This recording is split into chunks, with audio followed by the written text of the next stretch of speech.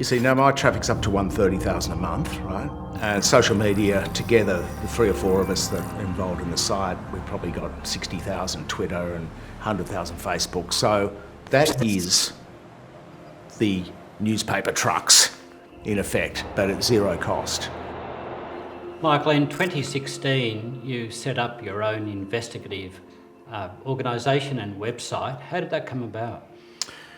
Well, I'd been axed from Fairfax 3 months before, and came as a bit of a shock because I had an audience there, but they were sick of fielding complaints by big businesses and various people. So I took that redundancy and I went away for a couple of months and came back and thought, what do I want to do? And I've only ever been sort of half good at one thing, and that's been journalism.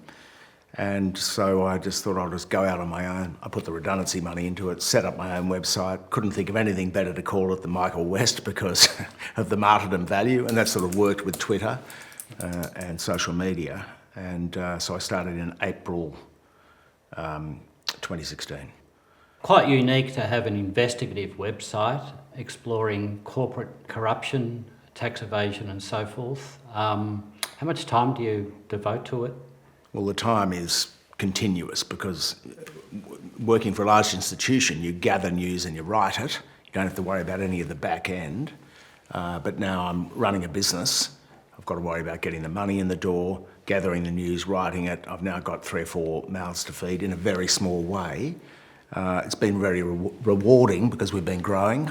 So it's been great, but the work is constant.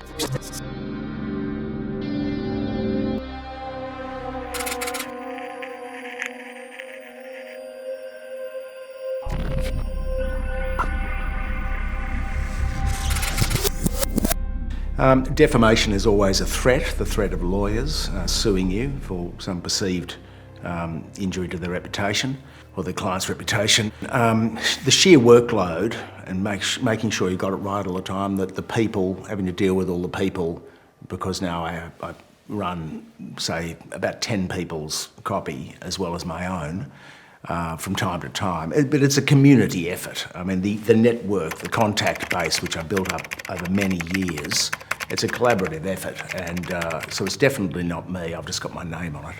But you're exposing some of Australia's and some of the world's biggest companies in a way that they wouldn't be all that happy about. And michaelwest.com.au is you, essentially. You've got to think twice, do you, about taking on these giants?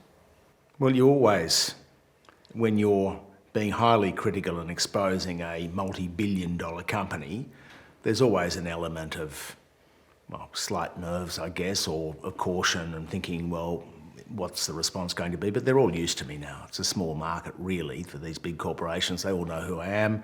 They have public relations strategies and they have crisis management people that say, I know how to deal with this bloke.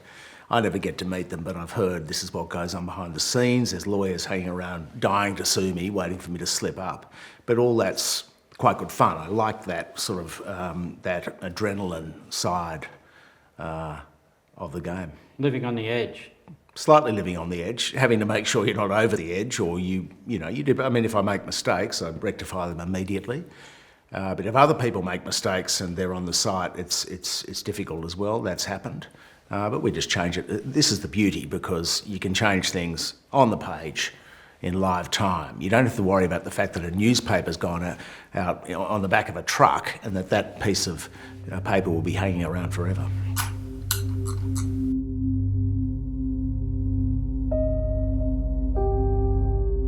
I mean, having an institution backing you, you've experienced that because you worked for both the Australian and Fairfax. What are the major differences working essentially for yourself? Well, I've been with News Corp, the Australian, as a columnist for, they poached me out of stockbroking.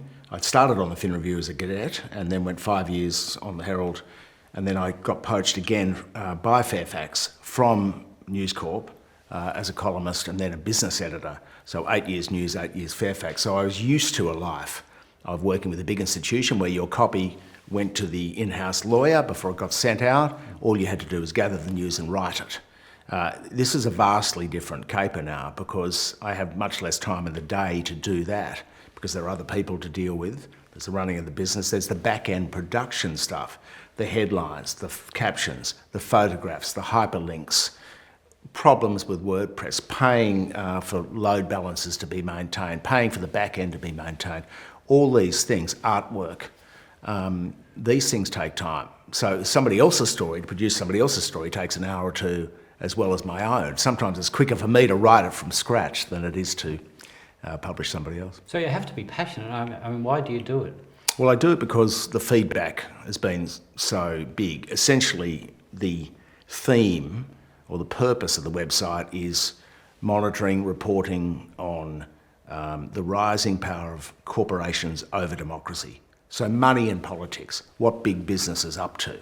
I believe that there is pressure on the mainstream media and that a lot of stories get pulled or not published, or journalists don't even go near them because they know what the editors want. You won't see, for instance, in the Murdoch press, any criticism of the enormous oil and gas industry in Australia. There's things that Nine won't go near.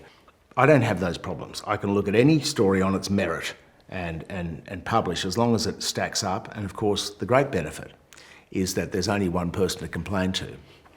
You? Me. So is it the mainstream media not touching those areas because they're worried about advertising being pulled or something else? Advertising is one thing. Client relationships generally, they get tapped on the shoulder all the time. I mean, I was an editor there.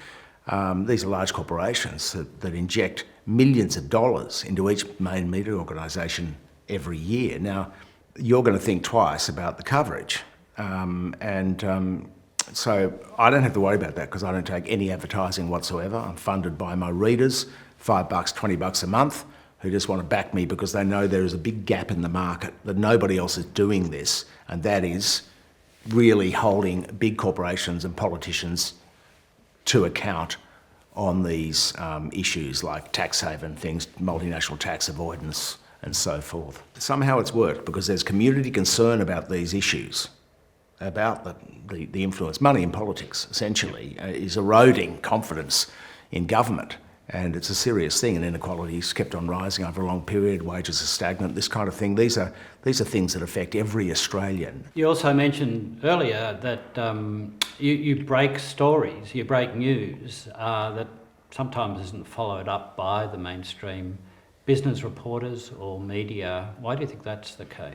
But also there's a rivalry in the media, which is funny. It's quite a bitchy profession that even journalists that I like, the Guardian or, at Fairfax or whatever, there's still this, and between News Corp and Fairfax, there's all these professional rivalries among journalists.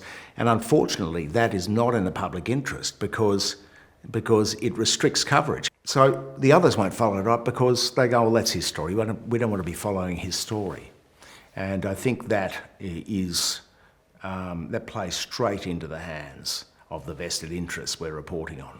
Do you see yourself as a bit of an activist or not? No, I try not to do that. In fact, I have contacts obviously activists, but I'm not politically aligned at all. So any government, no matter which stripe, will get the same treatment. Fair game. Fair game. I'm definitely not activist, although I do verge into campaign territory. But I try to always put public interest before agendas and before the money too. Hasn't made me rich, but the point is if you always stick to that, what is in the public interest here? Stick to that one principle and then you're generally okay.